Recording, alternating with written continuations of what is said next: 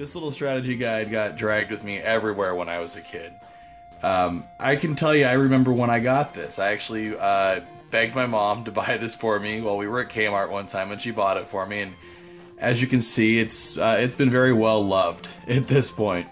But I got to looking at it again the other day and was like, God, this thing is just, the cover art is just so crazy. So this thing is from 1989, and I'm looking at this, I'm like, what? I don't know what. This is obviously, what is this, Legend of Bob Newhart down here? Like, kids, if you don't know what Bob Newhart is, ask your parents. But I know that's supposed to be Zelda, or that's supposed to be Link from The Legend of Zelda, but that just does not look right. We got a Kung Fu guy here on an acid dragon. And then I'm guessing garlic and carrots, or an onion and carrots, chasing Big Bird on a spaceship. I don't know. It's crazy. I don't know any. Besides the baseball guy and Zelda, well, Link, I don't even know what this has to do with any of these games. There's actually more games reviewed in here. This was actually a pretty lengthy strategy guide. So let's take a look at some of it, because this thing is definitely 80s. Beekman House by Crown Publishers. I wonder if they're even still around anymore. So here we have the table of contents, and we have all the games listed here. Now, I obviously did not have all these games, but I had a lot of them. You know, I had Contra at the time. I had Castlevania 2, Simon's Quest. That's why this was something I definitely wanted, because I was having a hard time with that game, like I think everybody else was. Legend of Zelda, you got Mega Man in here, all kinds of cool stuff. They had a nice little introduction here. Just oozes late 80s.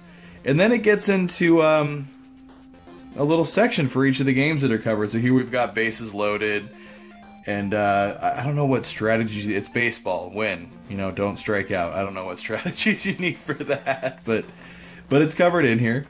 Bionic Commando. Now this was a game I did not have, but I actually rented this game because of the strategy guide, and I would sit there, you know, with my strategy guide trying to play the game. But I was never very good at this game. The not being able to jump, just something about that was always weird to me in a platformer. Blaster Master was another one. I didn't have this game, but I used to look at the pictures and you know, think, oh gosh, I really want that game.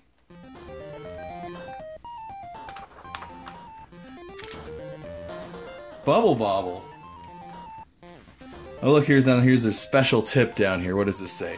If you want to increase your score, survive 20 rounds with your first dinosaur, and you will be allowed to enter a secret diamond room that's worth a whole 400,000 points. But this is how we got our secrets. You know, either you had a subscription to Nintendo Power, and obviously Nintendo Power didn't cover every game, or you got strategy guides like this. We didn't have the internet or Google or, you know, the places to go look up things, you know, walkthroughs. Bump and Jump. Now this is a game I've not actually ever played.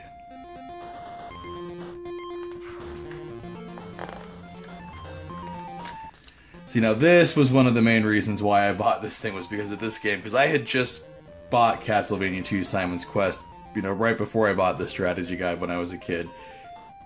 And this was why I bought it, because I was having lots of trouble with that game, and to be honest with you, this strategy guide was not much help with that. Special tip: to find hidden passageways or items, use the garlic. I don't even remember what that means. I don't remember. I need to try and play through this game again sometime, for sure. See, now here's a good one. Contra. Now, I had this game at the time, and this is actually where I learned the 30 guy code. This is where I learned the Konami code, was from the strategy guide. Again, that's how we learn these things. Either was strategy guide, Nintendo Power, or friends on the playground. You know, obviously I shared this with every kid. I think every kid had Contra. It's so weird. Well, it's not weird to me. I know the game's expensive because nobody wants to give up their copy, but it's one of those games that I think every kid had, and it's the reason why every kid knows this Konami code by heart. Now, Dr. Chaos. This is another one. This game, out of all the games I think that were in here that I didn't have, this was always the one that seemed the most interesting to me, and I never played it. Every time I'd go to the video store, it was rented. I couldn't rent it, and I never saw it for sale in any store, and I just recently picked up a complete in-box copy, so I am going to play through this game because it seems really interesting to me, and maybe I'll do a review on it, or maybe we'll do a playthrough and I'll use the strategy guide. A Double Dragon. Here's another one. This is funny because I went back and played this game recently, and severely overrated. Not as much fun as I remember it being, and actually kind of easy. Yeah, not good. I mean, Gauntlet. Here's another one. This is one that me and my friend used to rent all the time, and this was something I used to. This right here. This always got me. This no one knows why the treasure chest in room 5 spelled EH. I'm sure it's some developer's initials, but that's just the kind of things you see as a kid, and you're like, oh, I wonder what the secret is behind it. Even though, you know, who the hell cares now. Gunsmoke. This was another good one that I liked. But you can see, I mean, yeah, you can have Nintendo Power, but look at how many games are covered in this. I mean, look at this. Iron Tank. That's another one I haven't played before. Ooh.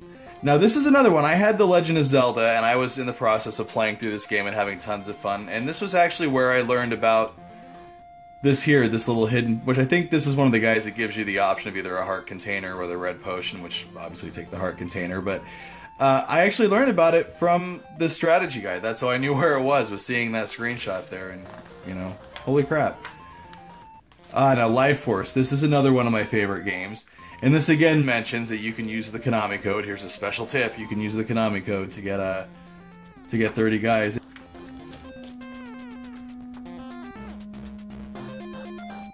Oh, now here's another good one, Mega Man. I don't think this actually tells you the order. Let's see. Does it tell you the order to beat the robots? Oh, it does. Okay. It does tell you the order right here. That's good. I was like, that would be really worthless if it didn't tell you. This is not one of my favorite Mega Man games. This game is brutally hard. Especially, I always had the most trouble with the Gutsman stage here.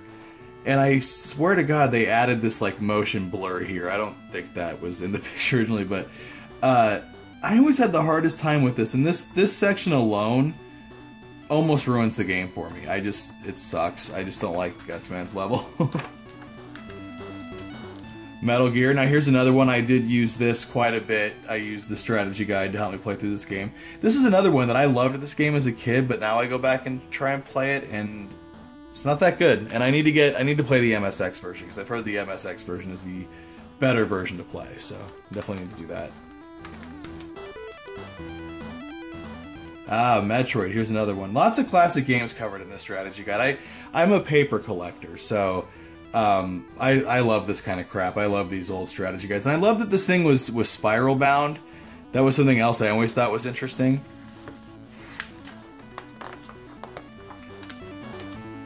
And then here's Mike Tyson's Punch-Out. And of course, the obligatory special tip here is the code to start at Mike Tyson. I will admit I've never beat Mike Tyson. I can get to Mike Tyson. Have never beat him. Now here's another good one, 1943. This is a great game. Awesome game. Now here's another game I've not played, and I really like Taito games, and I have not played Renegade. I need to play this someday, so this is definitely on my playlist. And this is another game I've never played. I don't even know how you say this. It's Cycross or C-Cross. Looks like a strange game. Looks like it might be fun, kind of arcadey. If I ever do pick it up, hey, I've got the strategy guide here to help me play it. Skate or Die. Now this is another game that I played it recently, and this was just not as much fun as I remember it being as a kid. I would almost say it's overrated. I actually said that in a comment section recently in a video and got flamed for it, but I think this game's overrated.